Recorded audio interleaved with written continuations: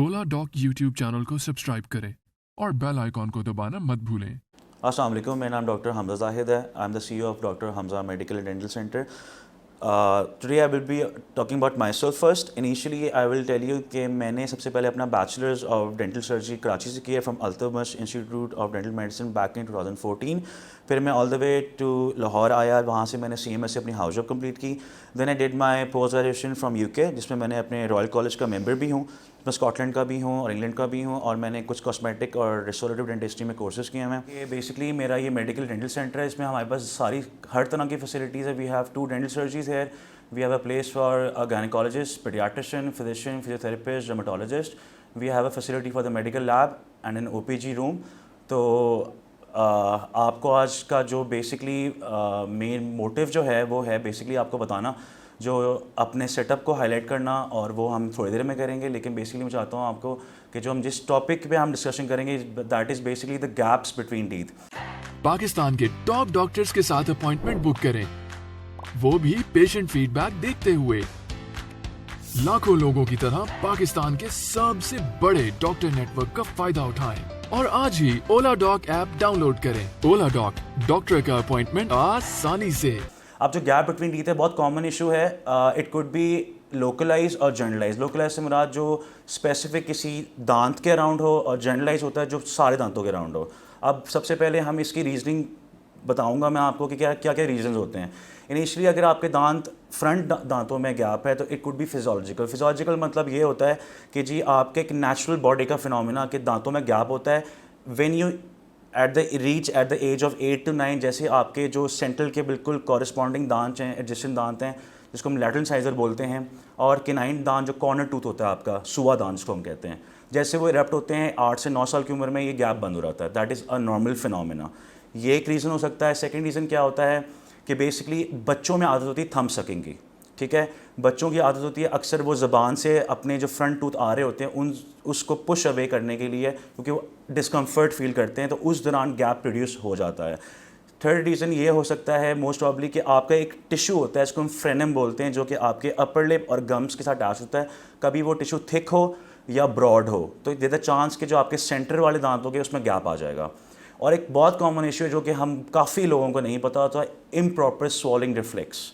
वो क्या होता है, जब हम खाना खाते हैं तो हमारा जो ज़बान की टिप है वो तालू के साथ लगनी चाहिए, लेकिन यूजली क्या होता है कि हम आगे वाले दांतों के साथ लगाते हैं टिप अपनी, तो उससे ये होता है जब एबनॉर्मल स्वॉलिंग रिफ्लेक्स होना शुरू हो जाए तो आपके दांतों में गैप प्रोड्यूस होता है।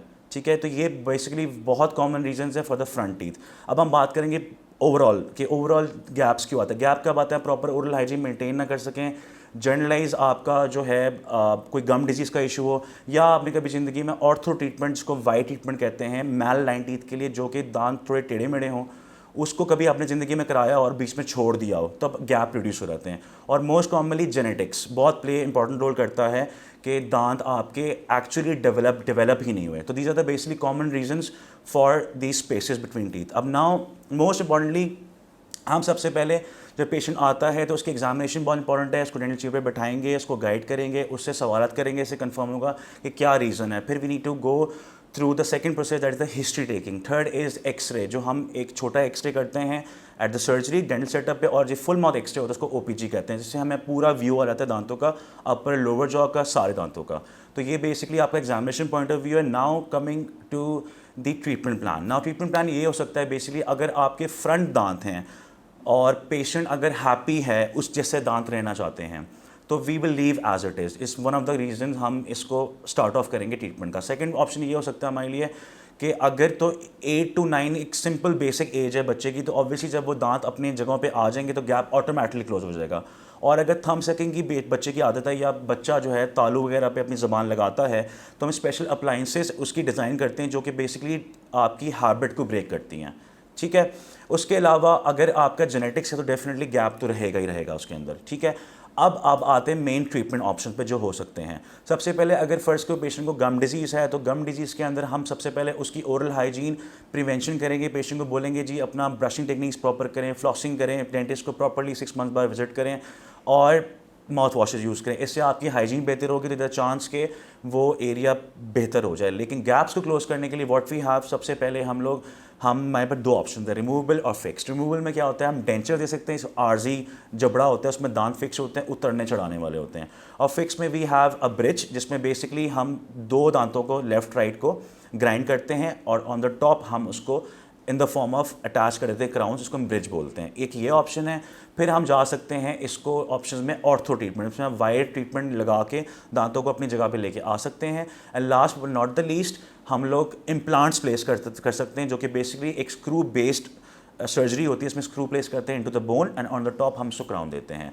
Now coming to the front teeth. Front teeth के लिए बेसिकली आजकल बहुत कॉमनली स्माइल डिज़ाइन चल रहा है, उसको हम 3D टेक्निक्स बोलते हैं, जो कि कंप्यूटराइज टेक्निक होती है, जिसमें हम बेसिकली पेशेंट को फ्रंट दांतों के लिए क्राउन्स ऑफर कर सकते हैं और विनियर्स ऑफर कर सकते हैं। तो जी क्राउन्स आपको मैंने पहले बता चुका हूँ। विनियर्स क्या होते हैं, बिल्कुल थिन शेल होते हैं, आजकल लड़कियों में बहुत कॉमन है, एक्रेलिक्स होते हैं। एक्रेलिक्स बिल्कुल थिन शेल होता है, जो कि बेसिकली नाखूनों की तरह होता है। इसी तरह दांतों के लिए भी बिल्कुल थिन शेल होता है, जो कि हम प्लेस करते हैं दांतों के ऊपर, और बिल्कुल आर्टिफिशियल लुक नहीं देते, और बिल्कुल स्माइल और प्रॉपरली अलाइंड और गैप्स जो हैं टोटली बंद हो जाते हैं। तो that's the topic for today, जो कि हमने डिस्कस किया है। और मैं चाहूँगा कि आप मुझे भी फॉलो करें, और इस पेज को, जो ओला डॉक का जो प्लेटफॉर्म जिसके थ्रू आज हमने वीडियो बनाई हैं, तो आप काइंडली मुझे भी फॉलो करें और ओला डॉक को भी फॉलो करें। Thank you so much.